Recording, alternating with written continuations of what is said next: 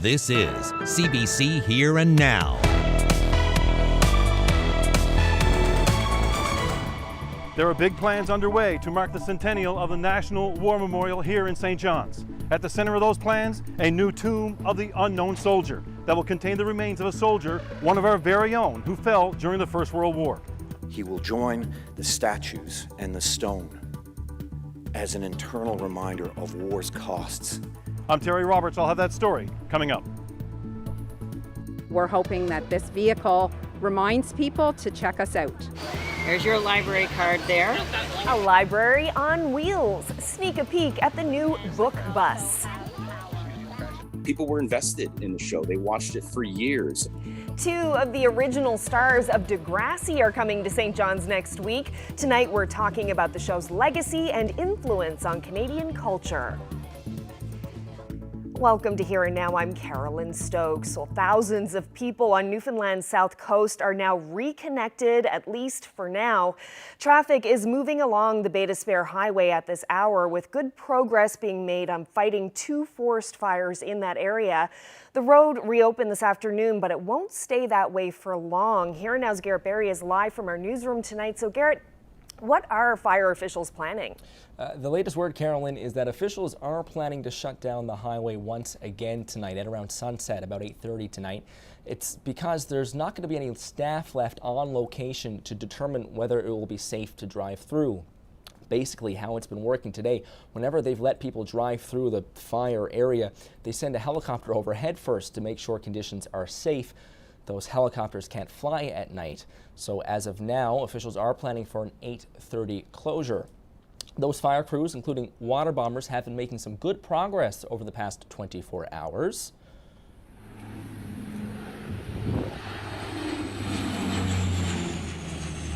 You can see them working here, and this work, combined with some favorable weather this afternoon, including a little bit of rain around 4 o'clock, allowed officials to reopen the Bay d'Espoir Highway today. That means dozens who were stranded at both sides of the highway shutdown have been making their way home. I'm excited, I'm exhausted, I'm drained. It was a roller coaster of emotions. Alicia Joe is a mother of 4. She was reunited with her children today. They were all anxiously awaiting her return, along with her mother, who was taking care of them, and they were all waiting for her. This was a little different with the fire and stuff. They were scared. They were worried about me and my safety and when will I get home. And it wasn't just Alicia Joe. Dozens of people were waiting at this parking lot near the Trans-Canada Highway at the Exploits Valley or Exploits River Motel. They're all waiting to get back to the south coast. That included Leah Organ and her grandmother, both of whom slept in their car overnight. Everybody was stranded. All the hotels were booked in Grand Falls and Bishops, even Exploits. Like they had the cabins there. All of them were booked. So then everybody was basically there until morning. And I was kind of a bit worried about her because she only had like 1 shot of insulin left. And if that was it there, then I wouldn't know what to do if anything were to happen to her. And on the other side, people were waiting to go north and make some important medical appointments. There was a window of movement last night around 7 o'clock with favorable conditions. Some cars moved through, including Donna Ray Stride. My dad has an appointment with the heart specialist in St. John's tomorrow. So we were supposed to leave today, but we heard that there was a window for an opening to get through, so we left home yesterday. We got to the first block at 11:30, and we didn't get through till about 7:30 last night. I was traveling with my son, he's 10 months old, so we knew that there was possibility of a wait, so we made sure to pack lots of snacks and foods and downloaded movies and whatever we could possibly do to help keep him occupied because we knew it was going to be a while. Now, officials say they are expecting to reopen the highway tomorrow morning at around 7:30, but this situation, as you can imagine, is fluid. There was some rain this afternoon. More rain this evening could change things, so officials are going to keep updating the situation, sending updates online tonight. Reporting live for Here Now, I'm Garrett Berry in St. John's.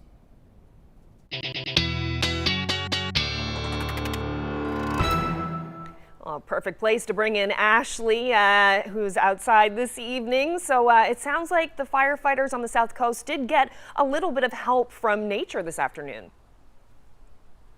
Yeah, they did. It looks like they did anyway, as far as the radar goes. We did see some showers move through a little bit earlier today. Let's take a look at that radar through the South Coast and then Central.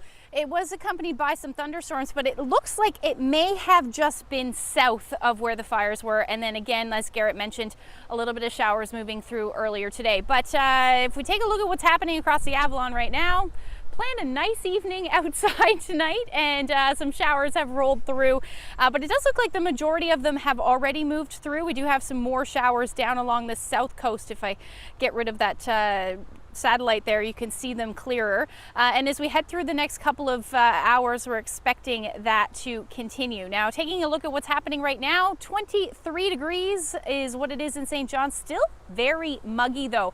It's feeling more like 30, and if you take a look at what's going to happen over the next couple of days, we are going to see a little bit of a cool down as we head towards the weekend. But 19, 22 degrees, we'll say goodbye to some of this humidity, at least the high humidity. I'll get into the full forecast coming up. Thanks, Ashley. Well, a man is facing charges after a sexual assault yesterday afternoon in Bowring Park. The RNC says the woman who was attacked did not know the 22-year-old who assaulted her. Police arrested the man shortly after the incident. He's been released from custody and will appear in provincial court at a later date. The RNC believes it to be an isolated case. And in Corner Brook, police have arrested a 27-year-old man on 13 charges related to assault and theft. Early Sunday morning, the RNC responded to a report of a female being assaulted by a man she didn't know. Then, 2 hours later at 5:30, officers responded to a report that a tractor had been used to try to steal an ATM from a mall. The RNC says the RCMP helped them arrest a suspect yesterday. The 13 charges include sexual assault with a weapon, property damage exceeding $5,000, and theft over $5,000. Well, no one knows his name, but the remains of an unknown soldier from this province who died during the First World War are coming home to be interred at the National War Memorial in St. John's. It's all part of preparations to restore and enhance the memorial ahead of its centennial in 2 years' time. Terry Roberts reports. These Legionnaires are all smiles today. Years of hard work and lobbying paid off. Their vision, create a tomb of the unknown soldier at the National War Memorial in St. John's. That vision is closer to a reality. It's unique because it's the first time the War Graves Commission has approved the repatriation of a second unknown soldier to a country. This is the first time it's ever happened worldwide, and it's so significant it scares you to think about it. In the battle of the announcement was made this morning. One of our fallen heroes, courageous, will be coming home. The federal and provincial governments are on board. The remains of an unidentified soldier with the Royal Newfoundland Regiment who fell in battle during the First World War and is buried in France will be returned to his homeland, to the city where he departed more than a century ago, and interred at a new tomb of the unknown soldier to be built here. It's all part of a project to revitalize the War Memorial for an event marking the 100th anniversary of its opening on July 1st, 2024. It will contain the repatriated remains of one of our lost sons, cut down too young and too soon in the Battle of the Somme. He will soon represent all Newfoundlanders and Labradorians who fought in the First World War. So he will be back to rest for all eternity in a place he called home. He will join the statues and the stone as an eternal reminder of war's costs, its casualties, its giants, its heroes. We are proud that the unknown soldier, who will honor all Newfoundlanders and Labradorians who have served and sacrificed, will come from the regiment and the sacred battlefield of Beaumont-Hamel. This sacred ground is called a National War Memorial, one of only two in Canada. The other is in Ottawa. This was built after the Great War, before Newfoundland and Labrador became a province of Canada in '49. The National War Memorial in Ottawa added a tomb with an unidentified soldier more than 2 decades ago. That soldier was selected from a grave near Vimy, site of a massive battle involving Canadian units. Newfoundland was a country of its own back then and didn't fight at Vimy Ridge. Doesn't represent us, doesn't represent the people of Newfoundland. Now we'll have our own, who will represent our great province. This memorial will be given a makeover over the next 2 years, with money from both levels of government. We love this sacred ground, and we're going to bring it back to what Padre Nangle had done in 1924 and make it one of the biggest commemorations that we've seen since that date. The Commonwealth War Graves Commission is in the process of selecting a gravesite from which to exhume the remains. It's expected that repatriation could take place next summer, a year ahead of the centennial, here at the National War Memorial. Terry Roberts, CBC News, St. John's. Well, the price of diesel fuel is down by more than 9 cents. The province's Public Utilities Board made the change in an extraordinary price adjustment. That puts the price of a litre of diesel at $2.01 on the Avalon Peninsula and $2.08 in Labrador West. Several other fuels have also dropped in price. Furnace oil is down by just over 8 cents. Stove oil is also down by 8 cents on the island and 7 cents in Western Labrador and Churchill Falls. There's no change in the price of gasoline today, though. Well, on to another potential commodity, wind energy. The province announced the next step in wind development today. Businesses can now apply to generate wind energy for export and for their own consumption. Companies can apply for any available Crown lands starting today and ending October 1st. Now, there's no limit on the size of the parcel of land or the number of submissions per company. This comes after a 15-year moratorium that blocked onshore wind investment and development. This is absolutely, in my opinion, the most important part, because when we announced our intentions on April 5th, the biggest conversation we've had with interested companies and proponents is lay out the plan, lay out how we become a part of this. And so now we are doing that. Everything will be known so that people can move forward in an official capacity. And there's a lot to this. Well, there are often interesting vessels in St. John's Harbor, but today's visitor is about as special as it gets, really. A submarine used for research expeditions to the Titanic. The crew of the Titan submersible is in town after spending a few weeks at sea making dives to the wreck of the legendary ship. The Titan takes all kinds of passengers, including tourists, scientists, and artists. Today, it's your turn to climb aboard. We are inside the submersible Titan, which is a carbon fiber and titanium sub that can go to the depths of the Titanic. Hi, my name is Stockton Rush. I'm the CEO and founder of OceanGate. Let's take a look at Titan. So we're coming into the sub. This is the only toilet available on a deep diving submersible. Best seat in the house. You can look out the viewport. We put a privacy screen in, turn up the music, and it's very popular. We have our control screen here, our sonar screen here, and we can put any image we want in the back. We've taken a completely new approach to the sub design, and it's all run with this game controller and these touch screens. So if you want to go forward, you press forward. If you want to go back, you go back. Turn left, turn right, go down, go up. And it's Bluetooth, so I can hand it to anybody. And it's meant for a 16-year-old to throw it around, and super durable. We keep a couple of spares on board just in case. This is the second year we've been out to the Titanic. We went out in 5 8-day missions. We did about 10 dives to the wreck site of the Titanic, and we did an extra dive on an undiscovered reef that we found. Completely privately funded operation, and we're funded by, we call mission specialists who help support the mission. So they take quite a bit of money to come and join us. Years ago, the Russians took tourists out to the Titanic, and it was just sort of a look and see thing. We really are focusing on the science around it. We want to document what the wreck is like now, and also try to predict what it'll be like in the future.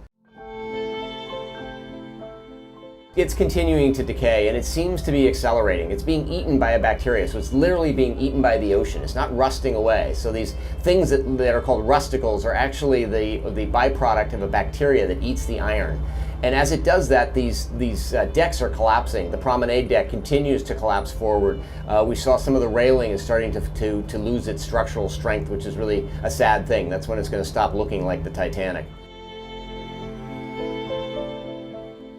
The interest in the Titanic is the reason we go there, because people are willing to fund this kind of exploration and science, and that gives a completely different research component that almost nowhere else in the deep ocean can you get funding to go back every year for decades and see how coral reefs develop and see how metals decay and see how currents change. I mean, that just, you can't justify that. No government will pay for that. Nobody wants to go back to just some old reef, but people do want to go back to the Titanic, and that's why we go, is because people want to go.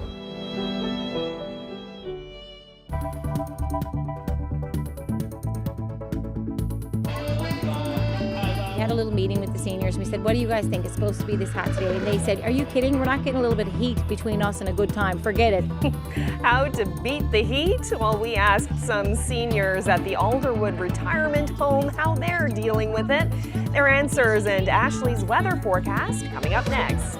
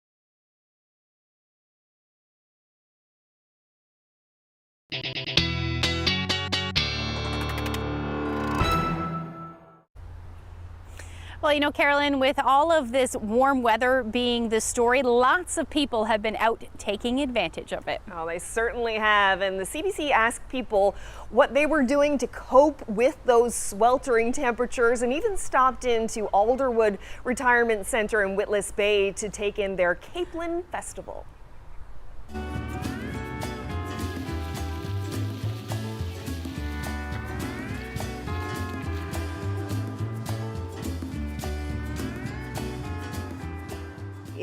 It's hard. I lived in Toronto for 23 years and I'm used to it, but I'm not used to it here in Newfoundland. But I try to do what I can to just enjoy it and be present with it. It's hard, but I do what I can.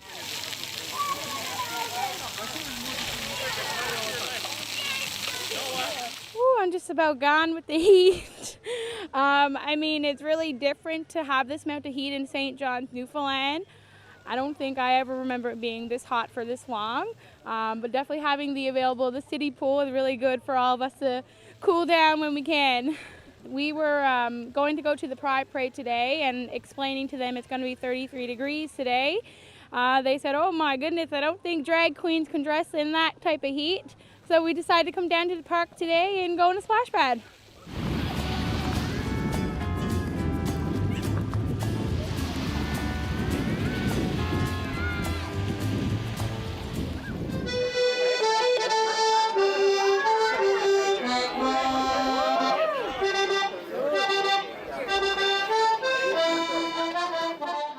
We had a little meeting with the seniors and we said, what do you guys think? It's supposed to be this hot today. And they said, are you kidding? We're not getting a little bit of heat between us and a good time. Forget it. They love the heat. Seniors love the heat. They're always, in sweaters and their heat in their room is always on. And really it comes down to, like they said, listen, a cold beer and a Capelin will beat this heat wave, no problem. I can't do no more of that. Maddie's out. Maddie's called Percy. Maddie is tagged out. The deck here is covered, so they're all in the shade. There's a beautiful breeze here coming off the ocean as well. We're very fortunate to be right here with the ocean. So we've got water, we've got popsicle, we've got coolers, we've got beer, we've got every refreshment, freezies. We've got everything here to keep everybody nice and cool, so we can all have a very cool time here today despite the heat. What a time out at Alderwood. Ashley, I wish you could have seen that. The seniors looked like they were having a wonderful time this afternoon. And I know that things are cooling down slightly, and there was a little bit of a sprinkle of rain, I think, a little bit earlier, right? Yeah, if my hair is turning curly, it's because thanks to the rain that, just about 5 minutes before showtime. But yeah, it definitely has cooled down a little bit out here. It's still feeling a bit humid though, and we, expecting that humidity to stick around for at least a little bit longer. But let's take a look at those daytime highs out there across the province. Warmest temperatures were upper 20s in some areas, particularly here in St. John's. Badger, though, hit 27 this afternoon, and then other areas sitting into the mid to, about mid-20s, really. Down along South Coast, a little bit cooler, 18 degrees, rather, in Badger. And then temperatures still in the single digits up across Labrador, not really seeing nice weather, that's for sure. So taking a look at the humidex values, like I was mentioning, it's feeling about 30 right now in St. John's, 32 in Badger, and more like 28 in Deer Lake. But we do have a couple more days of humidity. So we'll note the muggy meter here dipping really quite a bit, actually, as we head into Thursday and Friday, but we'll return to some muggy conditions as we head through to the weekend, as we see a return of some of that warmer air. Now, it's going to be pretty similar in Central, although you will feel a bit more muggy earlier as we head into Friday, and then Saturday and Sunday as well. You'll notice that humidity moving back in.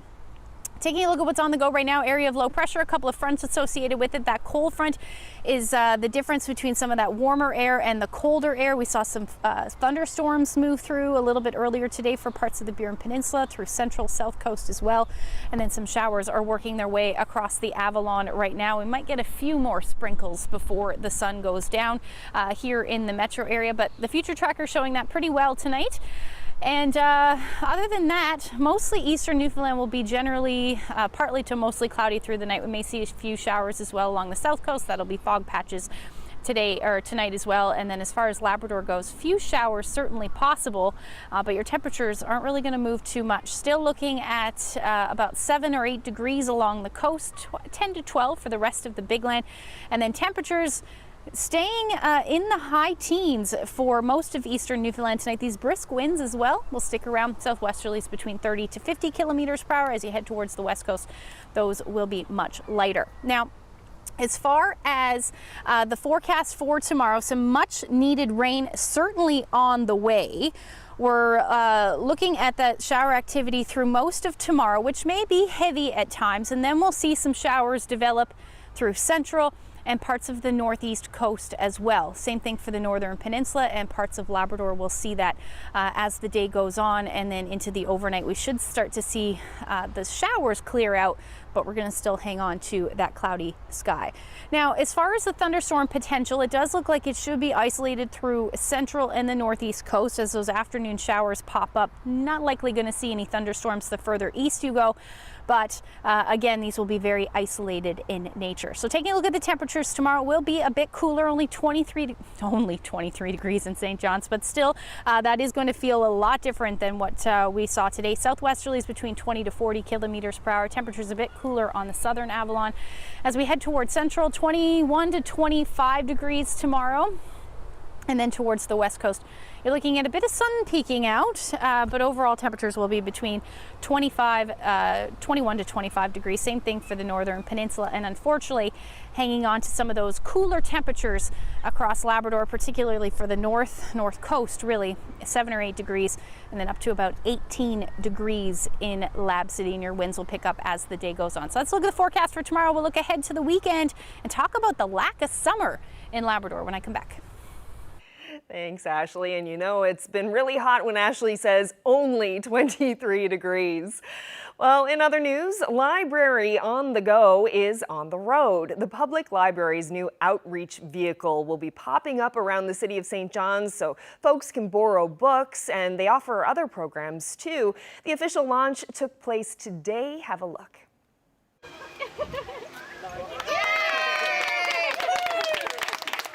So today we had the exciting launch for our Library on the Go project. It is our mobile outreach vehicle that we're using to go out into the community here in St. John's, promoting the libraries, checking out books, all sorts of different things, as well as delivering programming to people in the city. There's your library card there. You're welcome. Outreach vehicles are something that a lot of library systems have. So most librarians realize that we need to get out of our physical buildings and out into the community, because there are a lot of people who can benefit from library services who face barriers to coming in. So we want to be where they are. Imagine the award. So this project was funded by the St. John's Public Libraries Board, supported also by the City of St. John's, and it's a pilot project. And so the idea is that we want to see it grow. We invite the community to help build it with us through funding support, outreach connections, or just with ideas on what they'd like to see the van do.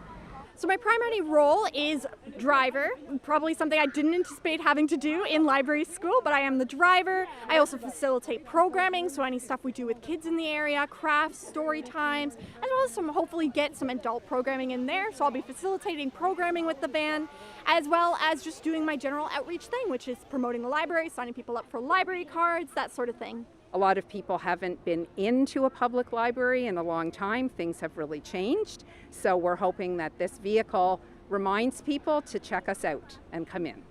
The best way to find out anything about where the van's going to be this summer and going on in the future is to follow us on social media.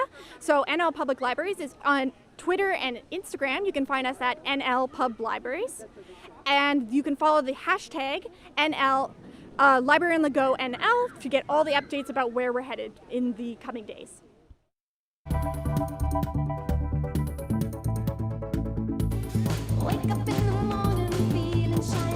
Degrassi was hard-hitting in the sense that we were kind of the first to go there. People were invested in the show. They watched it for years. The original Degrassi series went off the air on CBC 30 years ago this year, but its influence lives on. Next, star Jeremy Eaton speaks with two of the original stars who portrayed iconic characters ahead of their trip to St. John's next week.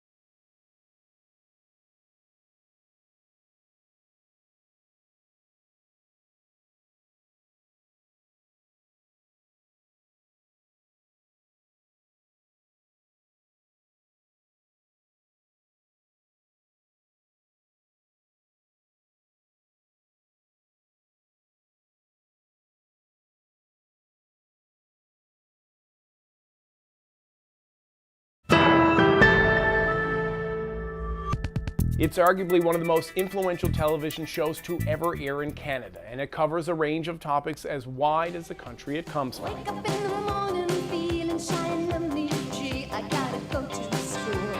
The hardships of junior high and high school life, teen pregnancy, abortion, suicide, and even AIDS, and all of it in prime time here on CBC. 30 years after the final bell rang on School's Out, that Degrassi TV movie to wrap up the original series, the show can still draw a crowd. Its legacy continues. It launched the career of rapper Drake. Famous director Kevin Smith has directed episodes of the spin-offs. The impact of Degrassi goes beyond Canada. It goes around the world. Former cast members from the original series have been touring Canada for a few years, allowing fans the chance to mix with the stars of the show, and for the first time ever, it's coming to Newfoundland and Labrador.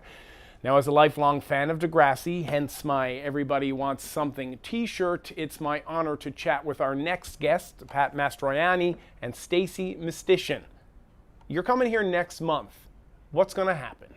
Basically, Stacey and I have been going coast to coast saying thank you to fans for allowing us to be a part of their lives for the past 3-4 decades. And St. John's was one of those spots that we tried for years to get to. And with COVID, there was a slight delay, but now we're coming, and it's going to be an amazing, nostalgic evening filled with love and appreciation, funny stories. We have a great comedy act that we do, plus the screening of Schools Out. And then there's a fandom aspect to it where we sign autographs and take selfies with everybody in attendance. So it's a big love fest. Stacey, when did this tour start, and what sort of reaction do you get from the fans when they get to come out and see what Pat just described?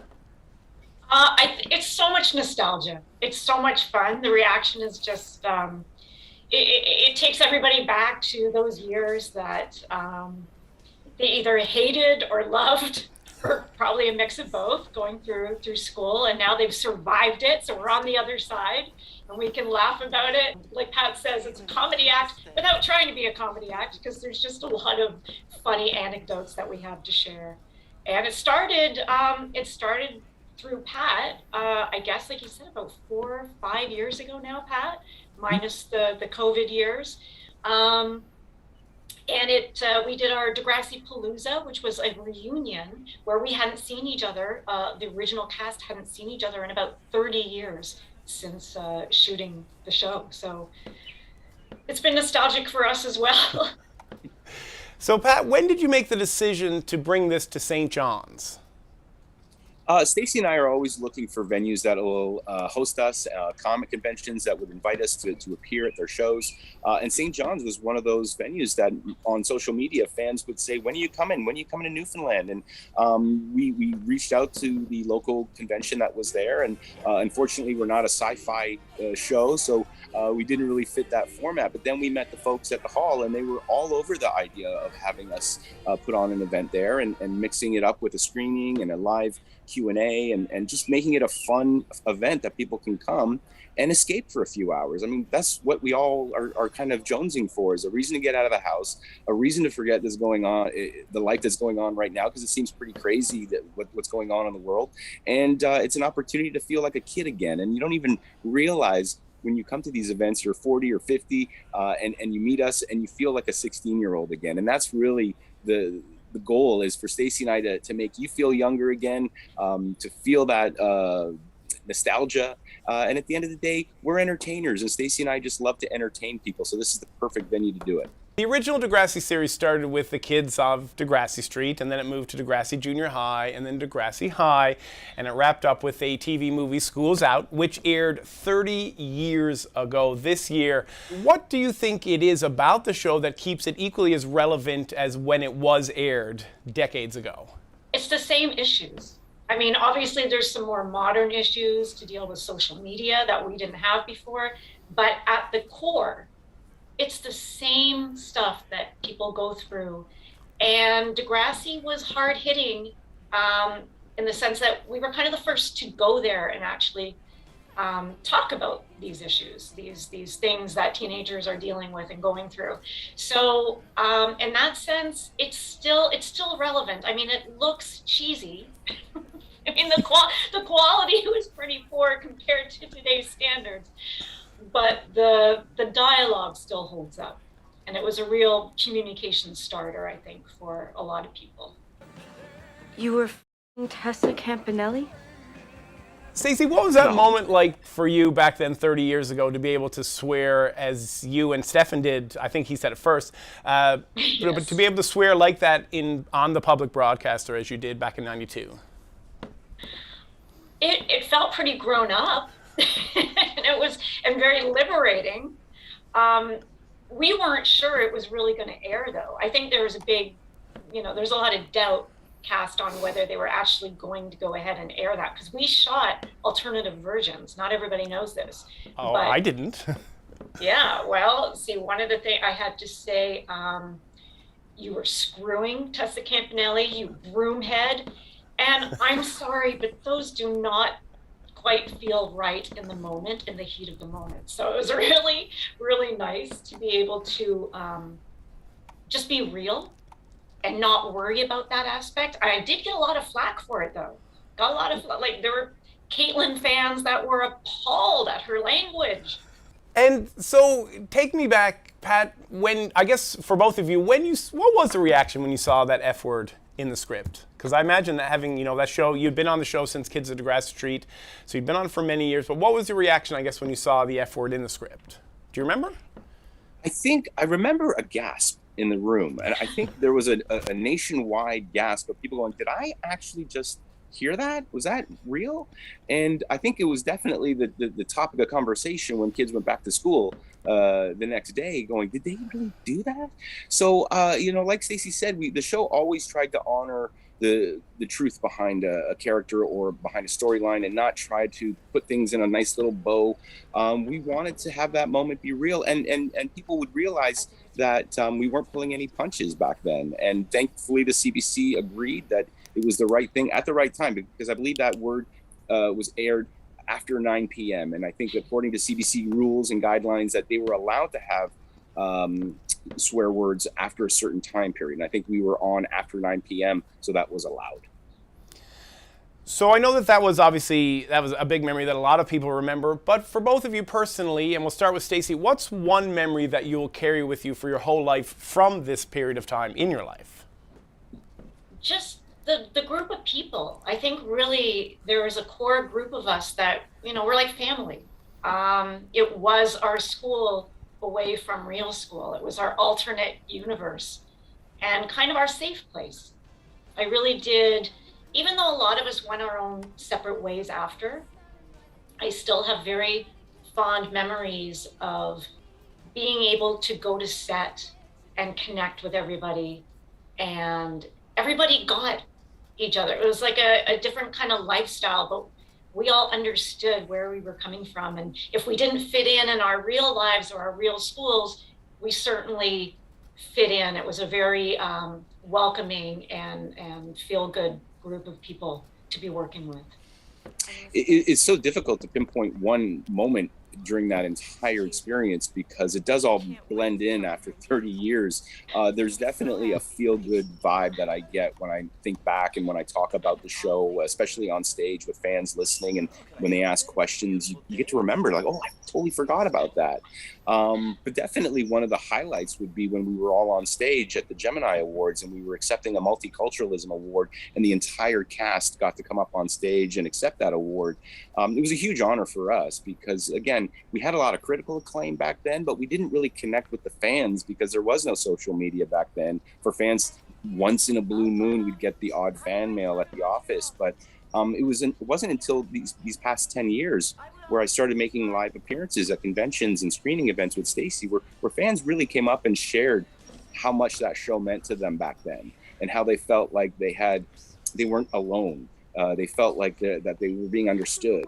And the storylines that they were watching reflected them as people. So at the end of the day, Stacey and I, our legacy, other than Stacey's children and her family, but our legacy is the show, and we're very proud of that legacy. We're proud to be a part of Canadian pop culture and part of this amazing universe that Degrassi's created.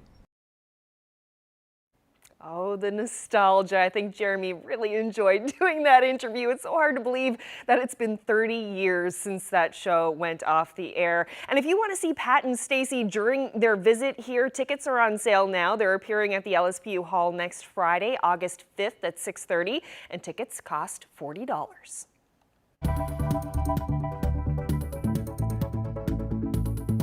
Well, tomorrow on the St. John's Morning Show on CBC Radio, do you have a well running dry in this hot weather? We'll have some tips on how to manage that. And on Newfoundland Morning, find out about a new scholarship from Music NL, a partnership with the Canadian Mental Health Association.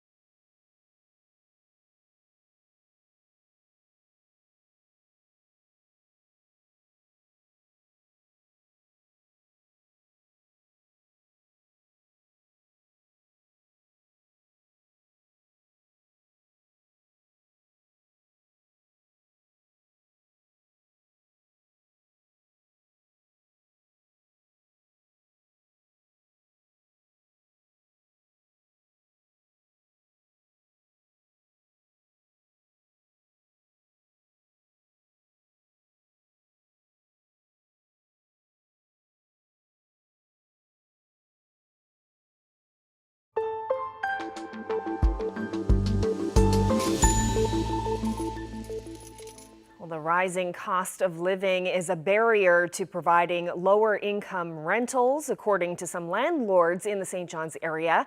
It's one of the results that emerged from a survey of landlords conducted by the city as it tries to find out why there's a lack of affordable housing.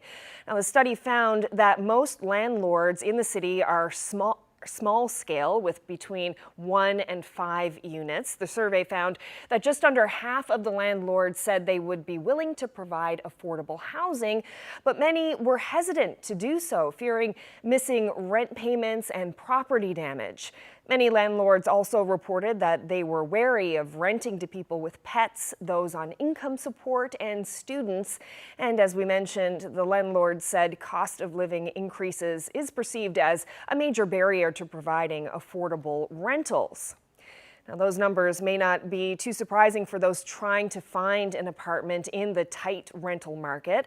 And that's what some of the guests on CBC Radio's Crosstalk were discussing recently. Here's some of that conversation. What's your experience been for finding a house or accommodations in St. John's? It's been crazy, to be honest with you. Like last year when COVID first started, I actually started looking for a place, and it wasn't bad at all. Like a year ago, I found one within like a month. I got in there, it was fine. So then this year comes and my landlord comes to me and says the economy is crazy, so he was forced to put his house up on the market for sale. So I had 3 months to find a house, and that was 2 months ago. And I was looking, and then I started looking for a 2-bedroom like I usually would, and the prices are just doubled and sometimes tripled. And then they're still asking for the POU, so it's just insane. It's just madness. What's left for you to do then? I mean, if they're asking, you said doubled, so what's the asking point for the rent there? Well, like the minimum for like a 2-bedroom now, you're looking at about $1,600 POU. So that's like $2,000, give or take, with like everything included in the end. And it's just crazy. Like my mom, she's over in a shelter right now, and she's actually getting forced to find living too. It's just like, it's unreal. It's almost like the government is making it impossible to survive. Like, why is the cost of living going up, but the minimum wage just staying the same? I know it's going up like 50 cents every now and then, but it's not getting doubled like everything else in living. You know what I mean? Yeah, no, of course. So what are you like? What's your plan then from here out? Because it doesn't sound like there are any easy options here. Because obviously you would have had an easy option and gone through with that if you did have one. I currently just found a place. Yeah, it took me about 2.5 months. So like I'm just getting ready to move in there, and yeah. But like for anyone else that's looking, it's just good luck. And with all the Ukrainian people that came down, it's making it even harder. It's almost like the government's making it impossible for anyone to stay in Newfoundland and live comfortably. Thoughts on what Jared was saying? He mentioned the minimum wage, but the other issue too is income support. Yeah. So a couple of years ago, I asked income support for a list of the dates and amounts of the increases, that they've made to the benefits that they pay out. They basically sent me a list or a link to their own website and said, it's all been published. You can go dig through all of those individual Gazette editions yourself. So I did that. Okay. And the last increase that I could see on there was 2014, and it was only, a tiny increase then. Other people have told me that even prior to 2014, the increases were really small, but nothing since 2014. Everything has increased since 2014. Everything. Yeah. Food, housing, fuel, clothing, sports, entertainment, all of that stuff. So each year that goes by, our poorest get poorer because they have to pay more of the same amount of money. And, it is something that's been, brought to government's attention by myself, and I'm sure many other people. Well, Health Accord NL has brought it to attention too. They know. And a lot of food insecurity advocates too, Yep. talking about saying, hey, these things need to be pegged to inflation. Yep. They've talked a few times, about poverty reduction and all of these things. That seems like a very good place to start. Those people haven't, had an increase to what they receive in a long time and are struggling more now than ever. If we're looking at, the cost of living and those kinds of things, we really need to take a look at, the people making the least amount of money in our province. They've been kind of stagnant for a while, and I think it's really starting to take a toll on some people, especially on their mental health and that kind of stuff. So, according to the province's own data from 2019, the median income for families receiving government transfers, all of them, was about half what you need to afford a one-bedroom apartment in the province. And that was a couple years ago, again, so much worse now. I think this is, Jared's points made me think about, this is a great jumping off point to talk about rent control, which we don't have at all. We have zero control on how much you can increase your rent in terms of dollar value. There are controls on notice period, which is 6 months, frequency, which is once a year. Right, Sherwin? Looking for a nod. Yes. But both between tenancies and within an existing tenancy, you can increase the rent by any dollar amount that the landlord chooses to do. So that means that it can be in a market like this where people are looking around going, oh yeah, I could get way more for this. They are more than welcome to double rent if they decide to. And that's an issue, right? Because people do not have control over how much they earn in a lot of cases. As mentioned, wages certainly have not kept pace with the increasing cost of everything else. But housing does not respond to typical supply-demand dynamics because you can't decide not to have a house. And if you do not have a house, that is a major problem that will affect everything else in your life. So people either have to look elsewhere for other housing, which is massively disruptive, and in cases like Jared's, unlikely that they're going to be able to find something that they can afford, or they simply choose to not spend money elsewhere, often on absolute necessities of life, like food, like paying the heat bill. So it really does massively impact people's well-being on a global scale. And I think that we need to be thinking about, again, zooming out here, what does that cost us as a society? So, hospital stays cost a lot of money, emergency shelters cost a lot of money.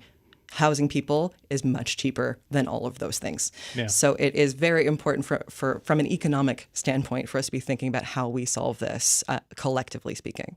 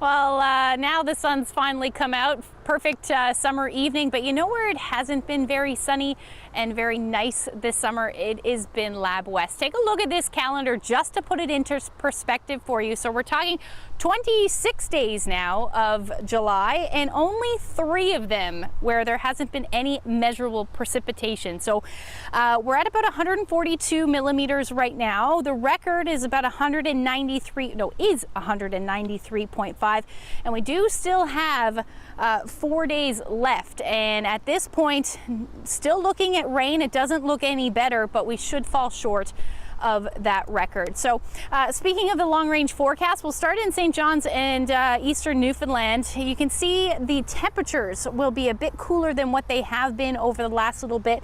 23 degrees tomorrow. As we head through Friday, a big cool down, only 19 degrees through the day. We'll say goodbye to this humidity as well. Definitely a good day to air out the house and get rid of all that humidity. But as we head through Saturday, we're looking at those showers returning. Sunday looks nice at this point, and 25 degrees. Central Newfoundland looking at a big a drop in temperatures for Thursday, but by Friday back into about 24, 25 degrees with some showers by Sunday. And then for Western Newfoundland, you're looking at your showers happening on Saturday. At least lots more cloud cover. By Sunday, the sun should peak out and those temperatures creeping back up to the mid to high 20s. As far as Labrador goes, like I said, still looking unsettled. Few showers on Friday, even into Saturday and Sunday. And then Western Labrador, Saturday and Sunday look like you'll see a few peaks of sun.